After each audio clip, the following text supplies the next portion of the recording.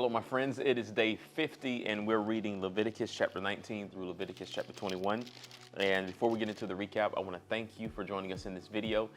And I hope you've already accepted the invitation to join us for the yearly Bible reading program. If you have not, please check the description box below, and there you will find a link directly to the YouVersion Bible app, where you can accept this invitation to join several people across the country reading the Bible every single day. And I believe you'll be blessed by the feedback and the conversation that is developing around the scriptures that we're reading each day. So please take an opportunity to accept the invitation and be a part of this incredible community. Now today we're continuing our reading in the book of Leviticus, and before I even get into that, it's been 50 days of reading the Bible. I think that is a major milestone.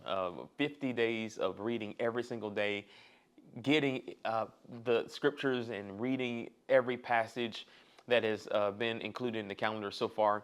And that is an incredible accomplishment. I think it's important to celebrate the small wins, to celebrate consistency, to celebrate developing a habit.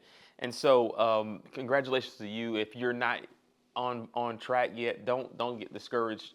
You still have plenty of time to jump in and catch up. And so let's just continue developing this habit of reading God's word. But here we are in Leviticus chapter 19, and we're continuing the instructions of God concerning the nation of Israel and how they can be a distinguished people for his glory. The thing that stands out to me is this idea of justice. I can't get across or get away from that theme, particularly as we read in chapter 19, how in verse 1 of chapter 19 and verse 2, the instructions are given to the community of Israel, which is the collective whole. But when you read through the verses, you see a personal tone in these instructions. It's like every individual understands that this is the national responsibility, but also every individual understands that they must take personal accountability in making sure the society, the nation, forwards the purpose and the will of God in creation. And so we understand that this is a collective effort, but no one is left to themselves, if you will. Everyone accepts responsibility. Everybody understands that they are contributing to the society that is being built around God's law and God's ordinances. And it is incredible to see everyone buying into that. I mean, that's at least what you would hope would happen. And I think that's the objective of this chapter. But I think what's more impressive about what we're reading here is that if everyone participates in the will or the commandments of God, think about the type of world you are creating, the type of society that you're creating. Think about the way in which this sort of righteousness, if personally taking accountability of, think about the kind of world that you create when you follow these instructions. I mean, this is some incredible guidance on how to manage your life and manage relationships with other people.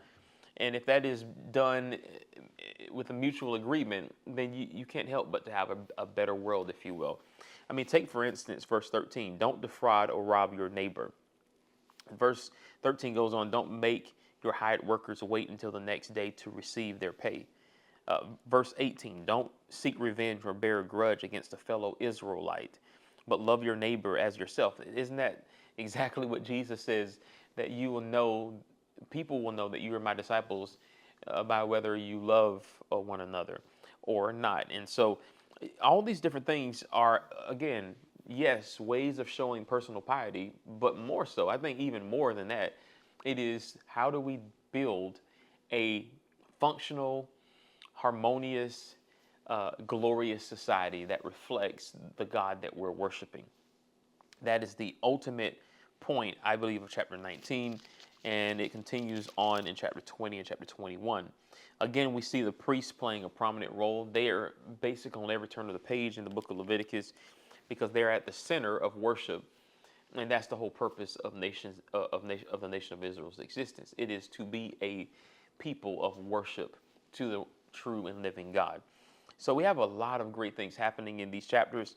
I just find it fascinating. Chapter 19 was the one that took the cake for me because it goes down a list of things, and easily we could see that as a check on the box, but I think seeing it as how do you build a godly society is, man, that's just That's just so big for me, and it's such a big theme, at least in this chapter. So, what are you all learning? What are you discovering? What are some things that's sticking out for you, and what are some things that you feel you can maybe implement in your life as you continue to walk in this journey of faith? Please leave it in the comment box below. Let us know what you're thinking, what you're learning. We'd love to have a discussion around it. Until next time, thank you for watching. Take care. God bless. And remember, live by the word.